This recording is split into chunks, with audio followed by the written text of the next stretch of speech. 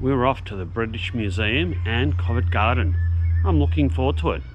Let's go.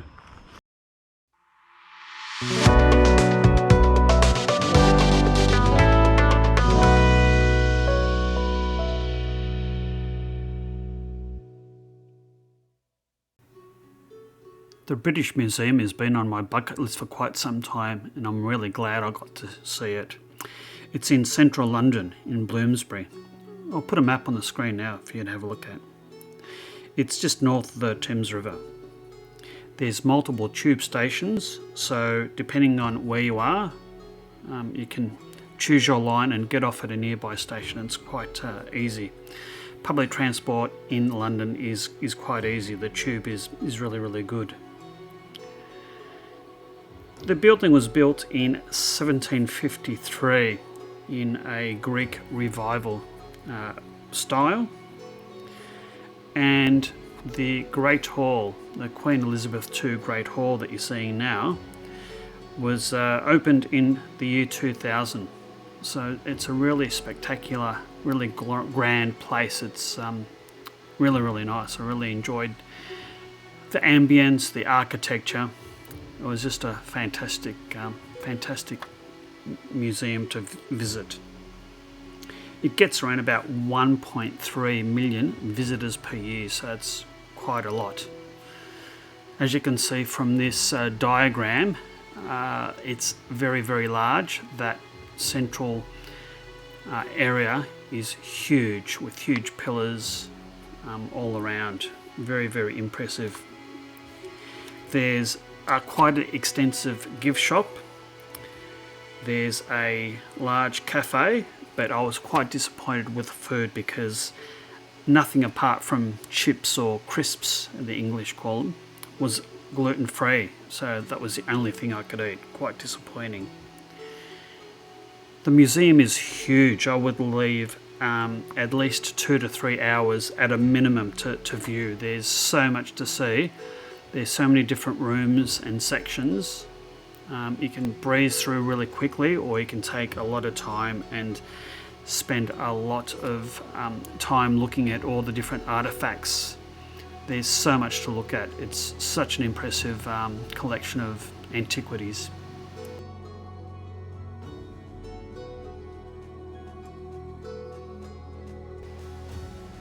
Entry to the museum is totally free, so that's really great. It is advisable to book because there's quite a hefty security screening that you need to get through, and it can be quite busy, but we went fairly early in the day and didn't find any sort of big queues or any issues getting through. The museum opening hours are 10 a.m. to 5 p.m, with the last entry being at 4 p.m. daily. There's just so much to see at the museum. There's medieval and Renaissance art that you're seeing in front of you. I think for me the highlight was the Egyptian collection, the statue of Amenhotep III, which is hard to say, the bust of Ramesses II, the Lion Hunt reliefs, mummies, and of course the world famous or infamous Rosetta stone that unlocked much of the ability to translate ancient Egyptian to modern English.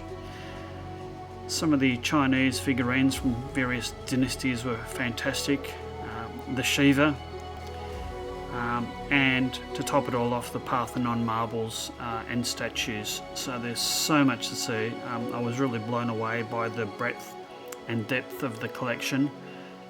It was quite crowded at times, as you can see from some of the footage, but it was well worth going. I had a really great time. My partner Joe also had a great time. There's lots to see and caters for all different sort of tastes and cultures.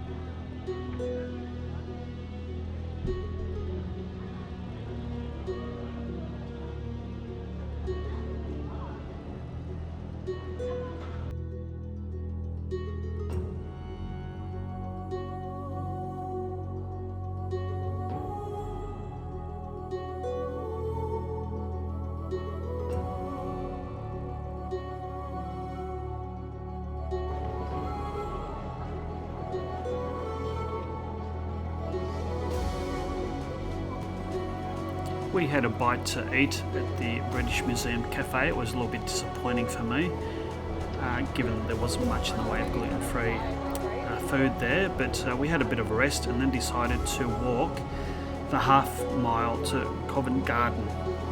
That's quite close to the British Museum. If you're wanting to access the garden from other areas, there's plenty of tube stations and lines nearby, and it depends where you are as to which line and station one would get to go there. Covent Garden is basically a shopping and entertainment area. It's in London's West End.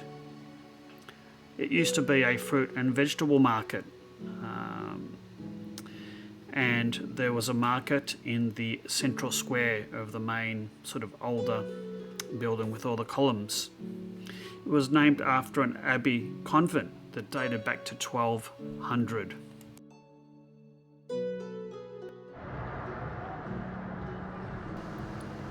The Italianate arcade that you can see on your right was built around a square in 1552, so it's got a fair bit of age to it. The market building was built in the 1830s. It's a covered market, and there's around 60 plus cafes, pubs and bars in this precinct. The actual market moved out in 1974, and there was extensive remodelling done, and the market opened up in 1980 as a primary tourist location.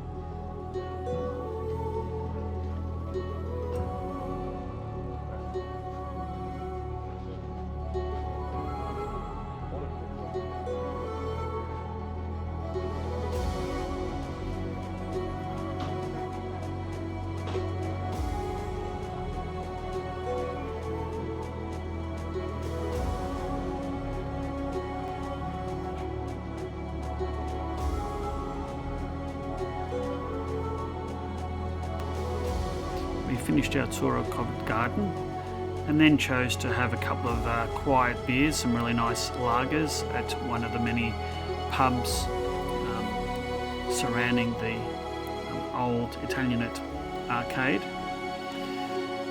We then made our way to the West End to Ronnie Scott's Jazz Club and enjoyed a really nice dinner and a world-class jazz act. So all in all, it was an absolutely fantastic day, a fantastic evening. Had a really good time. Very tired at the end of it. It was a lot of walking, a huge day, but what a fantastic day to spend. Beautiful weather. It was probably about 25-26 degrees. Magnificent. So I highly recommend anyone that goes to the British Museum also have a short stroll to Covent Garden. And if you've liked this video, please hit the like and subscribe buttons. Until next time. Bye.